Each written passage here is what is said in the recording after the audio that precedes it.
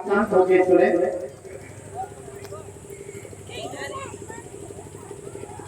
आज के बहुत पुण्य दिन और यहीं के 2568वें जन्मदिन पर नजदीक से सरने को नहीं। मुझे आप सबके बीच में आने का सौभाग्य प्राप्त हुआ और दिल्ली से जो भंते जी आए उनने तो हमारा ज्ञान चक्षु खोल दिए। मैं वैसे ही विद्यार्थी मानता हूँ कि क्षेत्र को अपना मेरा ज्ञान कुछ नहीं है, लेकिन मुझे आज बहुत ज्ञान दे दिया परम श्रद्धेय आदरणीय भंते जी ने। और मैं बहुत आभार प्रकट करूं हमारे भंते जी विजय जी, तो बहुत पहले मुझे आमंत्रित किए थे, मैं भूल गया था वैसे में, और मैं कल बंबई में था। डॉक्टर धर्मेंद्र साहब का फोन गया तो हमने अपना तुरंत प्रोग्राम चेंज किया और यहाँ आपके सामने हाजिर हैं। आप आयोजक मंडलों का, कि सभी लोगों का, आप सबका बहुत बहुत धन्यवाद कि मुझे आपके सामने प्रयोग करने का मौका मिला है। दरअसल आज भंते जी ने बौद्ध जी के, भगवान बौद्ध के बारे में तो उनकी आइडियोलॉजी है, सिद्धांत उनको तो बताया ही, व्यवहारिक जीवन पर बहुत अच्छा प्रकाश डाला। मैं उससे प्रेरणा लेके अपनी बात कहना शुरू करता हूँ। दरअसल हमारे समाज में दिक्कत ये है कि भाषण भी बहुत हैं, बहुत बढ़िया भाषण देते हैं, अच्छे शब्दों का चयन करके लाते तालियां बजवाते हैं, लेकिन करते उल्टा है, जो बोलते वो करते नहीं है। इसलिए समाज में थोड़ा सा उनका बहुत सम्मान नहीं हो पाता और लोग उनकी बात को फिर मान नहीं पाते ठीक से। करना पड़ेगा, समझना पड़ेगा। मैं कहीं दूर का नहीं हूँ कि एडवर्ड जनरल, अमान गौड़, विदेशों के दौरे, ये सब पता नहीं आप सभी के पास से आशीर्वाद से हुआ, वरना में जसवंत नगर के पास एक कुर्सेना गांव है, उसी का एक नंगला है, वहां मैं पैदा हुआ, वहां का रहने वाला हूँ। और जब मैं सेवेंथ में था तो हमारे पिताजी ऊपर चले गए, तो स्थिति हुई कि कोई कमाने वाला नहीं, ठीक से खाने को रोटी नहीं, पहने को कपड़े नहीं, फीस नहीं, किताबें नहीं, फिर कैसे काम चले। मुझे अच्छे लोग मिलते गए भंते जी, और मैं जीरो से लेकर के उन ऊंचाइयों पे पहुंचा जिनकी मैंने कभी कल्पना नहीं की थी, सोचा नहीं था, लेकिन विचार शुरू से वैसे गए। मैं कक्षा 4, 5, 6 क्लास में हूँगा, मुझे सही से ध्यान नहीं आ रहा है। एक दिन मेरी माँ ने मुझे कहा, मैया कह रहा था उनको में कि लला पर गैया उम्र गई, बने दूध नहीं दो, भगत में चले जाओ। हमारे गांव से एक बड़ी जालेम है गांव, वो करीब 1 कोस दूरी में था। हम गए, भगत जी ने कुछ मुँह किया, कागज बांध के दे दी मुझे, और कहा कि भैंस को गाय के पूरे ऊपर फेर देना और घर में छिड़क देना, ठीक हो जाएगा।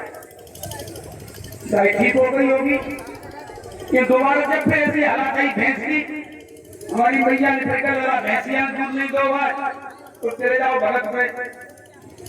हमको ही तब बहुत मुझे ज्ञान नहीं था, हम अपने गांव से गए तो सेना के पास पुलिया थी, वहां जाके बैठ गए और पूरा टाइम निकाला कि वहां जाए रहे और लौटे आए, जिसको टाइम हो जाए। हम नहीं गए भगत के बिना, और वहां में कगना में खेत ले आए, पुलिया बांध के गई, हम भैया आए, भैया ऐसे भगत जी ने बताई है।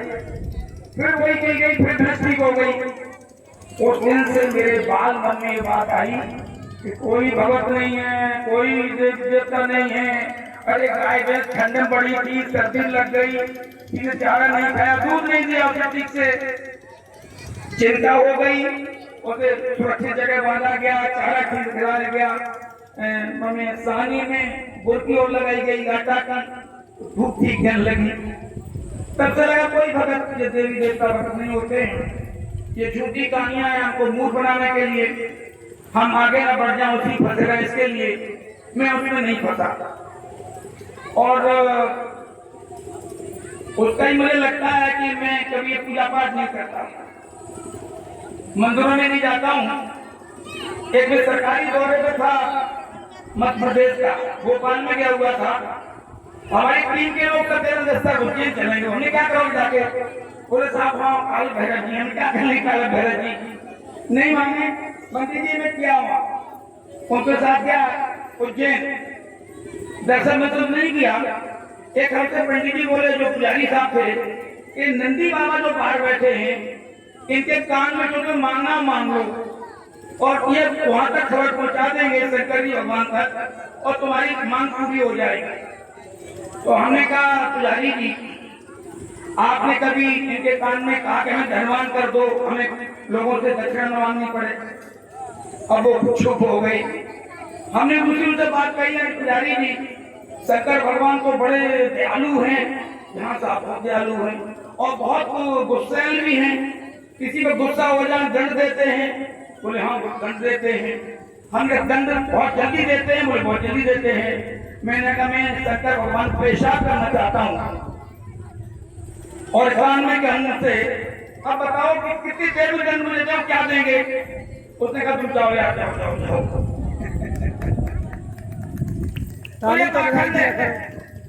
झूठ है, एक काफी देवी देवता है। देवता माने क्या? तू दे, देवता को है जो हमको दे कुछ दे। तो एक तो काफी देवता मंदिर जा रहे हैं, पूजा कर रहे हैं, सर पटक रहे हैं, उम्मीद करते हैं देगा, देगा कि नहीं देगा पता नहीं। लेकिन दूसरे देवता हमारे हैं जो सामने हैं, जो दिया है बाबा साहब भीमराव अम्बेडकर साक्षात देवता है। यहाँ जो बैठे हैं हम लोग सब, ये जो बंद गले का कोट पहले घूम रहे हैं, ये आप जितने लोग बैठे हैं उन्हीं के पास से बैठे। तो सच्चे देने वाला कौन हुआ? बाबा साहब भीमराव अम्बेडकर। सच्चे देवता कौन हुआ? बाबा साहब। तो हमारा भगवान तो बाबा है जिसके होते होते रहे। हाँ ये बच्चे ने ठीक कहा, ऐसों को करें कब समझ में आएगा, आएगा जरूर आएगा और नहीं आएगा उन्हें होश नहीं है। बंदे जी की बात को मैं आगे बढ़ाऊं, शिक्षा नहीं तो रोजगार नहीं तो फिर कपड़े लगते नहीं। अभी मैं यहाँ बैठा सामने तो मुझे बहुत अच्छा नंगोली देवी का फोटो दिखाई दिया। अरे बढ़िया दिमाग में बात आ गई। सब जानते, अच्छे लोग जानते होंगे, क्योंकि सब जानते होंगे कि पहले हमारी बेटियों बहनों और माओ पर स्कन ढकने का अधिकार नहीं था। जो स्कन ढकने से टैक्स देना पड़ता था वो थी हमारी देवी। उन्होंने टैक्स, हमने देखा फोटो, एक हाथ में हथिया है और दूसरे हाथ में कटा हुआ स्कल का, तो लो ये है टैक्स ले जाओ।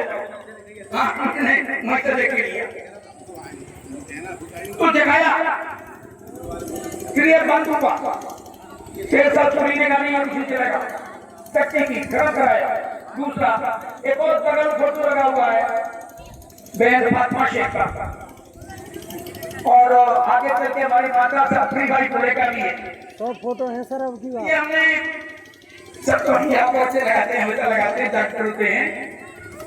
इनसे हमारे दिमाग में आया कि काश ये माता सावित्री बाई फुले न होती, बहन फातिमा शेख न होती, तो हमारी एक बहनें बेटियां कैसे पढ़ पाती। अच्छा कोई बताए कि आप बनते ये कहता शूद्रों को और स्त्रियों को पढ़ने का अधिकार नहीं था, तो बताओ सबसे पहले अधिकार कब मिला? कोई बच्ची बताएगी, कोई बेटी बताएगी क्या? ये बेटी हमारी बेटी बताएं। शिक्षा का अधिकार महिलाओं को और शूद्रों को सबसे पहले इस युग में कब मिला? चलिए मैं बताता हूँ। 1813 ब्रिटिश पार्लियामेंट में चैप्टर 7 करके एक अध्यादेश पारित हुआ, इंडिया में पास किया गया। अब इंडिया में सबको पढ़ने का अधिकार होगा। उसके बाद भी कहिए कब स्कूल खुल पाया पहला महिलाओं के लिए? 1 जनवरी 1848 को। कैसे खुला? सावित्रीबाई फुले अपने पति के जब घर पहुंची महात्मा ज्योतिराव फुले के यहाँ, तो खेत में जब जाती थी खाना देने के लिए, तो वो वहीं पढ़ाते थे उनको।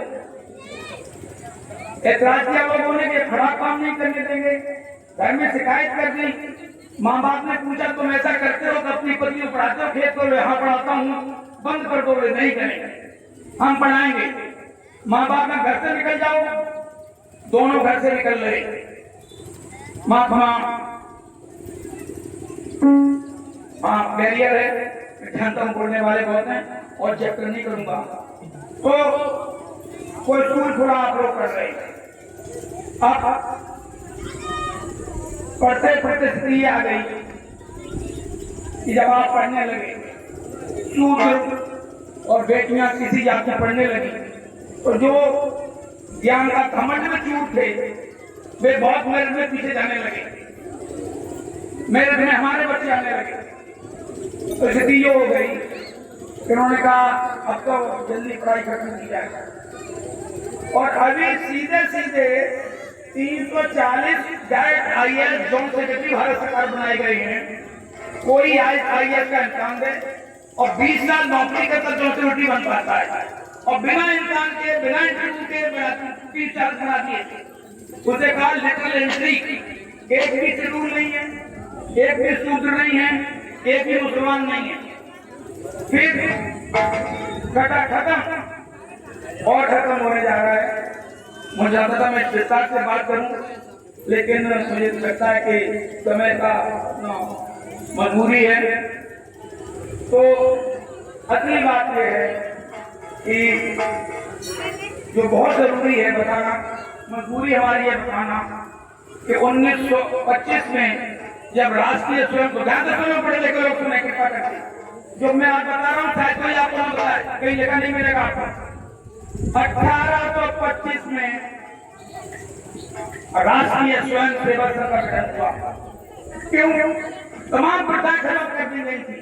इससे घटने वाली ये एक बहुत बड़ी खराब प्रथा थी, शुद्धिकरण प्रथा।